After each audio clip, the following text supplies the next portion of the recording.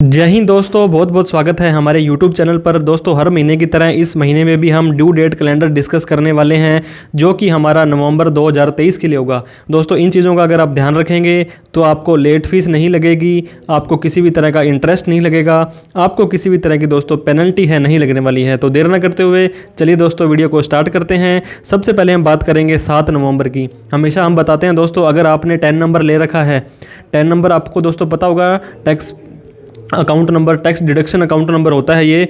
आपने अक्टूबर महीने में किसी का भी टीडीएस काटा था या टीसीएस कलेक्ट किया था, तो आपको दोस्तों 7 नवंबर से पहले पहले गवर्नमेंट के अकाउंट में ये जमा करवा देना है। इसके बाद बात करेंगे दोस्तों 10 नवंबर 2023 की। जीएसटीआर 7 और एक जीएसटीआर की 8 की रिटर्न होती है। बहुत कम लोगों से रिलेटेबल होती है, लेकिन फिर भी अगर आपकी कोई है अक्टूबर मंथ की, तो आप 10 नवंबर से पहले पहले उसे भर दीजिए। अब हम बात करते हैं दोस्तों 11 नवंबर 2023 की। जीएसटीआर 1 बहुत ही इंपॉर्टेंट डेट होती है दोस्तों, बहुत ही इंपॉर्टेंट ये रिटर्न होती है। अगर आपने सामने वाले व्यक्ति को इनपुट देना है, जिसको आपने माल बेचा है दोस्तों, वो आपकी तो ये सेल हो गई, सामने वाले व्यक्ति की ये परचेज हो गई। तो उस परचेज के साथ में दोस्तों क्या होता है, उसे इनपुट की छूट लेनी पड़ती है। जो आपको उसने टैक्स दिया है वो सामने वाले को छूट मिल जाएगी, वो उसके फॉर्म 2A 2B के अंदर रिफ्लेक्ट हो जाएगा। तो अगर आपने अक्टूबर महीने के अंदर किसी को भी सेल के बिल काटे थे, ये दोस्तों B2B के होंगे, बिजनेस टू बिजनेस के, आपको पता होगा, जिसको सामने वाला भी जीएसटी नंबर वाला है और आप भी जीएसटी नंबर वाले हैं, तो आपको अक्टूबर महीने की जो भी जीएसटीआर 1 थी दोस्तों 11 नवंबर से पहले भर देनी है। ये QRMP नॉन QRMP है, मतलब अगर आप मंथली स्कीम के अंदर जाना चाहते हैं दोस्तों, गए हुए हैं, तो आपको जीएसटीआर 1 आपकी हर महीने भरनी है। 13 नवंबर के बारे में बात करेंगे दोस्तों। जीएसटीआर 5 जीएसटीआर 6 आपको भर देनी है।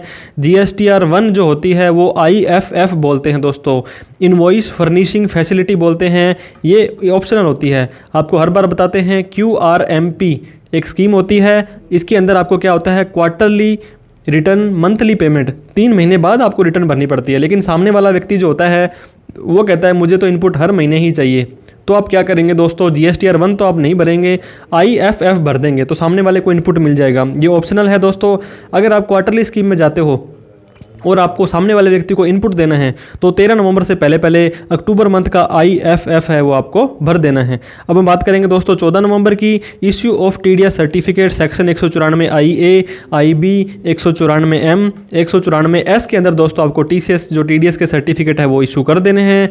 15 नवंबर आपकी संस्था अगर दोस्तों प्रोविडेंट फंड के अंदर रजिस्टर्ड है, employ state insurance commission ESIC के अंदर रजिस्टर्ड है, तो अक्टूबर महीने में दोस्तों जो भी आपने अपने कर्मचारियों का PF या ESI आपने काटा था, वो 15 नवंबर से पहले पहले आपको पेड कर देना है। उनकी रिटर्न्स वगैरह है वो भी आपको भर देनी है। और फिर से बात करेंगे दोस्तों हम 15 नवंबर की। इशू ऑफ टीडीएस सर्टिफिकेट, आपको पता होगा हर 3 महीने बाद टीडीएस की रिटर्न जाती है, और टीडीएस किसने कितना काटा, एक तो होता है फॉर्म 16, एक फॉर्म 16A।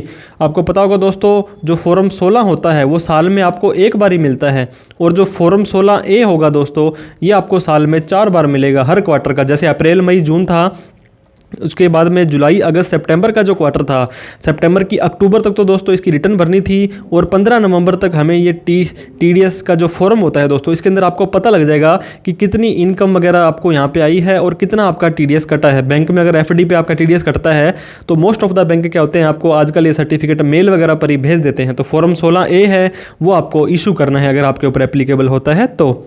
20 नवंबर की बात करेंगे दोस्तों, GSTR 5A।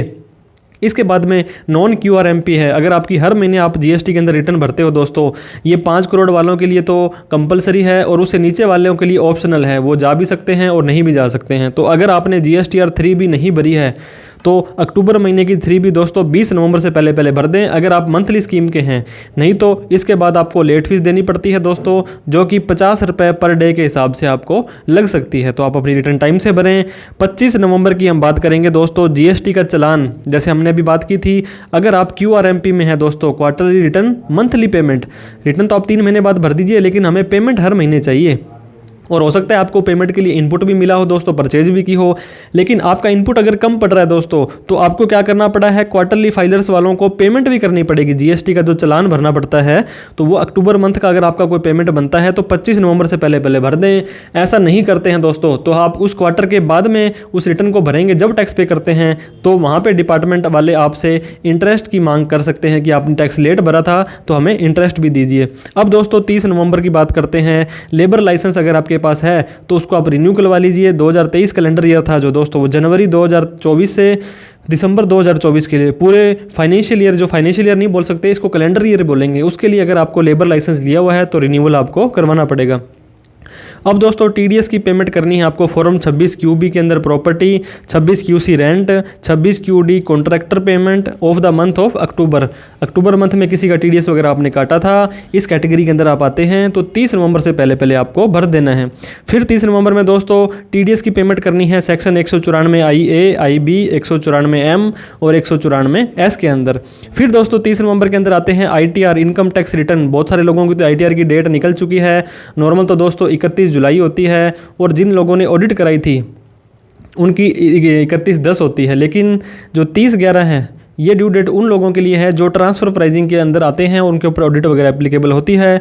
ITR 7, form number 64A, form 3 CEAA, इस तरह के बहुत सारे कंप्लाइंसेस दोस्तों आपको टाइम से कर लेने हैं। वीडियो अच्छी लगी हो तो प्लीज़ हमें लाइक करके थम्स अप दे दें। अभी तक हमें सब्सक्राइब नहीं किया तो प्लीज़ सब्सक्राइब कर लें। इस वीडियो को उन सभी लोगों में शेयर करें जो ड्यू डेट को लेकर टेंशन में रहते हैं। आपका कोई स्पेसिफिक क्वेश्चन, डाउट, क्वेरी है तो दोस्तों आप प्लीज़ कमेंट करें, हमें भी पता लगे। कोई नई चीज़ अगर आप हमसे डिस्कस करने से रह गई है तो वीडियो देखने के लिए बहुत बहुत धन्यवाद आपका।